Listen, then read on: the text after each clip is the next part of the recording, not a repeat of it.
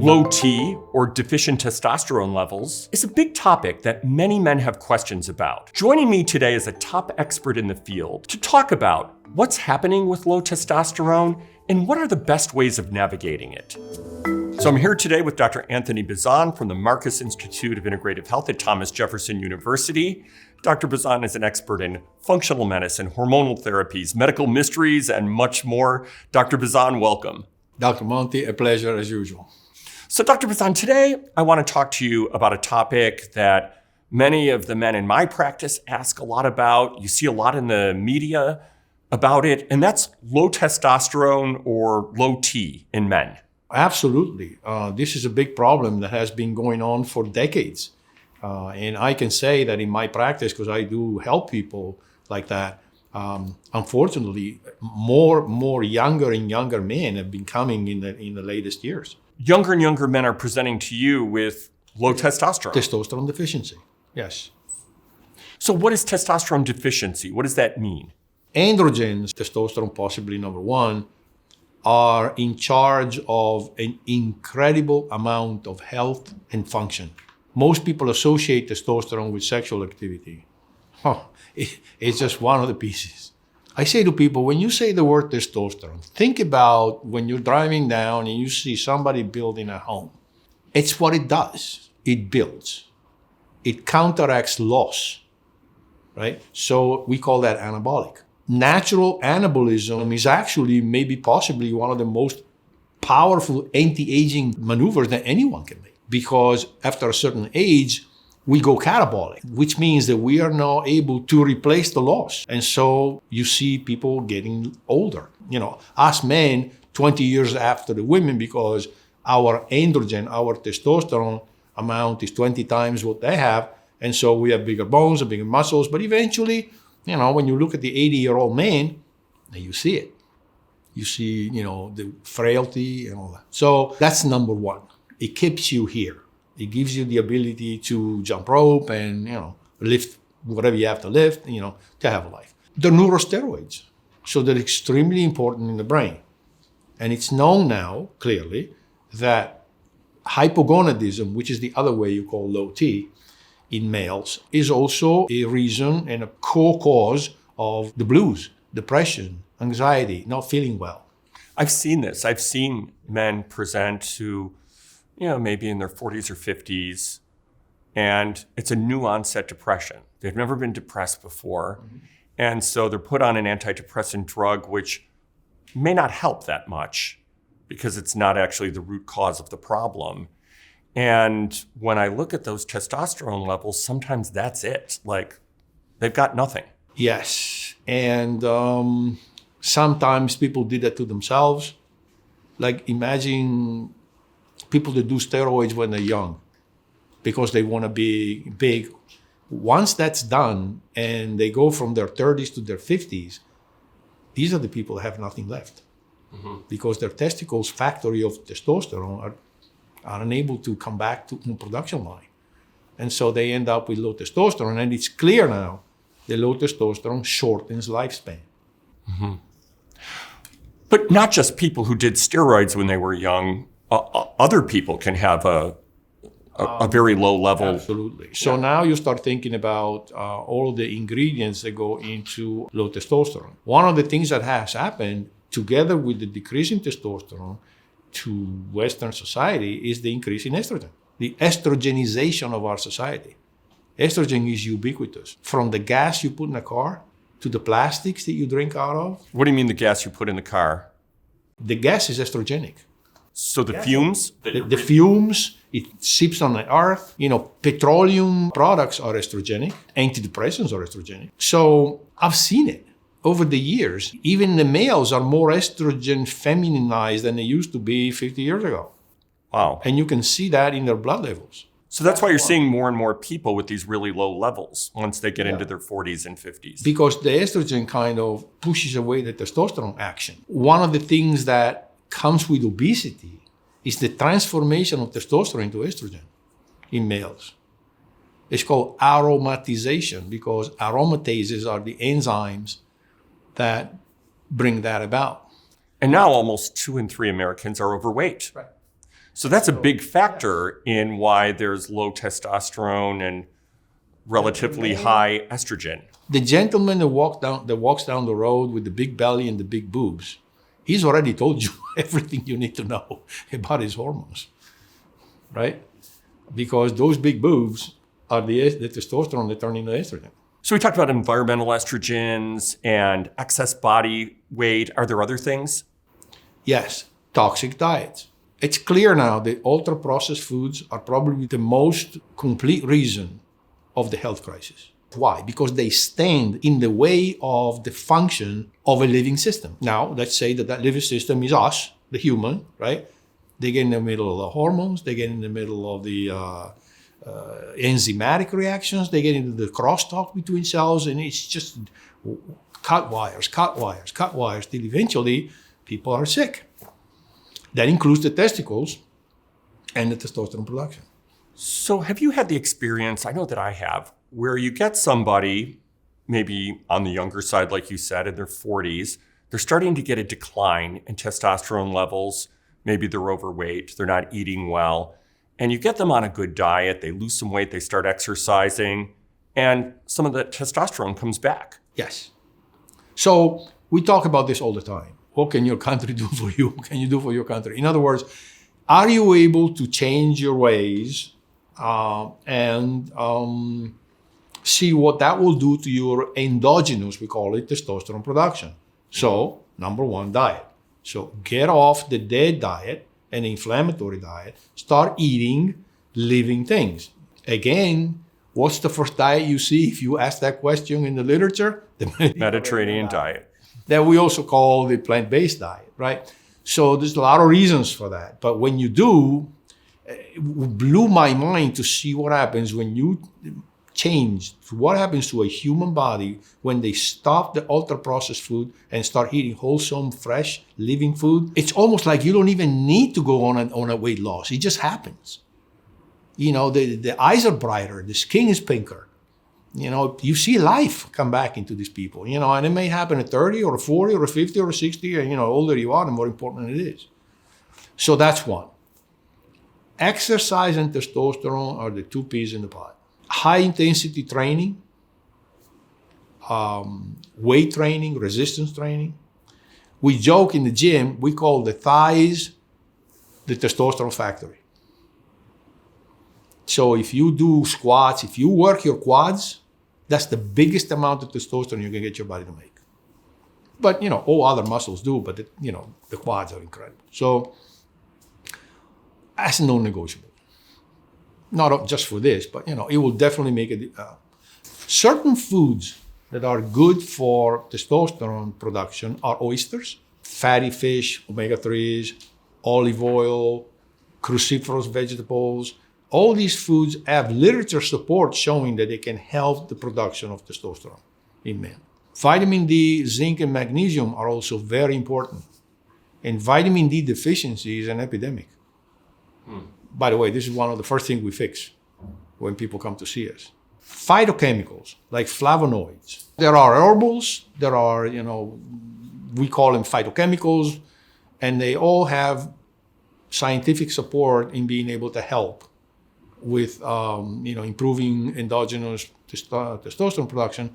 And these are things that we advise people to eat. Now, sometimes I've seen somebody does all those good things get better, but not better enough. The hormone levels got so low that they just don't come around again. What do you suggest people do in that situation? It sometimes comes to the point that you need to do what we call testosterone replacement therapy.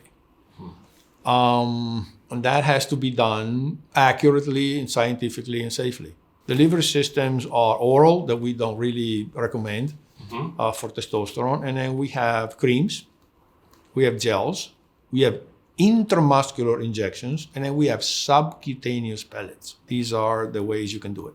When we see someone for this purpose, of course, we do blood work.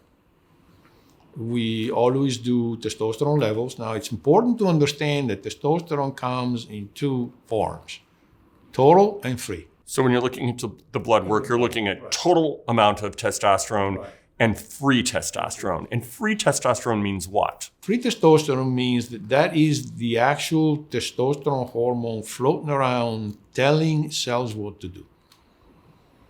As opposed to the total testosterone, which most of it is bound. It will be like if you had a lot of money in the bank, but the bank is closed, all you've got is what you have in your pocket. I mean, in the old days, now it's different. But so free testosterone is extremely important. And it is also, technical comment here, it's also important to make sure that when you measure it, you actually measure it and it's not a calculation. You do it direct. Then you look at also other things, if you want to go into that a second. You look at the estrogen level before you do the therapy. And there's also another metabolite of testosterone called dihydrotestosterone, which is what you could regard as the super male. This is like a mega testosterone effect, androgenic. And if too much of that, it's, the prostate gets bigger, you lose your hair, all these things that we monitor, we police all that. Okay. Then there is another hormone called sex hormone binding globulin. And you hear the word binding, that means if that's too elevated, your hormones are in jail. And your levels don't mean that much because they're in jail. So we do all this work. They're bound to this protein. Right, this protein, sex hormone binding protein. Right, yeah. Exactly, globulin. So this is all, that we do. So first is clean up your act, right? And then we see what happens. And then if we need to do that, then we always nice and easy, cautiously, right? Now, in the early part of 2024, this big study came out called Traverse. Traverse like going across something. And that one really made a huge change in the way testosterone replacement therapy is understood and regarded. Because it cleared out the problems with the cardiovascular system, it cleared out the connection. What does that mean? Because a lot of people said testosterone would increase your risks of cardiovascular problems eventually. But this study found that wasn't the case. It was not the case. I would say this though, I still would not take it orally because I think that's what the problem was. I see. Yes. And I've been doing it for 20 years and we don't see that. So the idea of the relation to prostate cancer, now it's understood and accepted that it will not give it to you. It might grow it if you already have it. Which is why you always screen for prostate cancer and PSA levels before you give the therapy. Yes, we do all that in detail.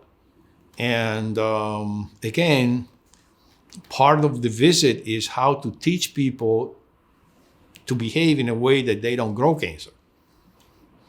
We know that there's certain foods that are clearly related to increasing the rates of prostate cancer.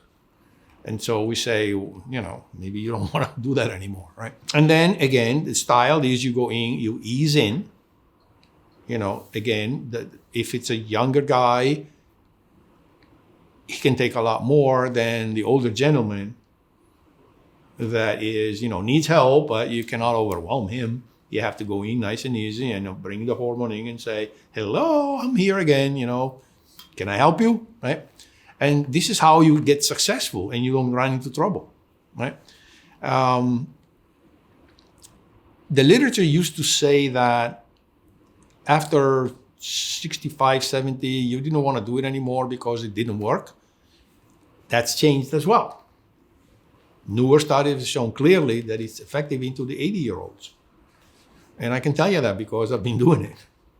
They're stronger, helps with mental health, all of those things. No, let's go back now to the physiology of it. The number one is anabolics. So you start bringing bones back. You start bringing muscles back. An incredible property of testosterone that I never knew till I started using it is the anti-inflammatory effect of androgens. It's miraculous. I mean, some of these patients, and there are anti-inflammatories, drugs or anti-pain drugs, they cut it down in half. I mean, if you look at the outcome of changing the lifestyle, the diet, and supplying the right amount of testosterone, some people in 3-4 months, they're down to a third of their medication. And I think the important take home is it's the combination. that when somebody is testosterone deficient, it's not a matter of a quick fix of you take some testosterone. That's a very thoughtful process combined with these really critical lifestyle interventions that together can give you a really big effect, it sounds. Yes. And my standard phrase is, after 50, what you eat will decide whether you live or die. Nothing will beat that. No drugs, no supplements, nothing. Because it won't. I wish it could. But so decide what you want to put in your body. Do you want to put life in your body? Do you want to put death in your body? Because that's what you'll get based on your choice. So wake up. Know what you're doing. And when you do that and you make the right choice, it's a whole new world of possibilities. And what about things like stress and navigating stress? Does that have an effect on testosterone levels? Yes. Stress, overstress, pathologic stress makes everything worse. The performance declines. The system is under fire. And also shuts down the adrenal gland's ability to balance testosterone. Right. Because, again, it's overworking to create stress hormones. DHEA for us is also, DHEA is higher up on the chain, and it does more things. Testosterone is more almost final, but it's more powerful as an estrogen, so as an androgen. So DHEA, if you think about the numbers in life, a 25-year-old male has a DHEA level of 500. A 25-year-old female has a DHEA level of 200. You catch them in their 60s or 70s with the DHEA level is 20. So again, the DHEA story has got its good moments and blah, blah. But to balance that out a little bit is another help in anabolism, counteracting the catabolic destiny, of our DNA that says you have to leave the planet. So for people who are suffering from low testosterone, the different symptoms that we've talked about, there's really a lot you can do today. Yes. And it's very rewarding to see the brain change and attitude change, because the testosterone is the can-do attitude. I will never forget, one of the first patients I had came from you many years ago when we started working together. And he said to me, I cannot live without it because I don't want to live. My depression is unbearable without that. I remember this person. He had a treatment-resistant depression. I identified the testosterone level was low. That's where I stop and hand them up to you. And the testosterone replacement just made all the difference in the world for this guy. Yeah. Because again, we all have our own brain, and we all have, how much influences from the testosterone in that particular brain. It's personal. But for him, it was a deal breaker. Right. And he still comes. So there are good things that can be done. And of course there are pitfalls, but that's what you do when you practice medicine. You avoid the pitfalls to the best of your ability. And you engage the patient in a together work. We're a team. Well, great conversation, Dr. Bazzan. I always learn something from you. Thanks for being with us today. My pleasure. Hope again soon.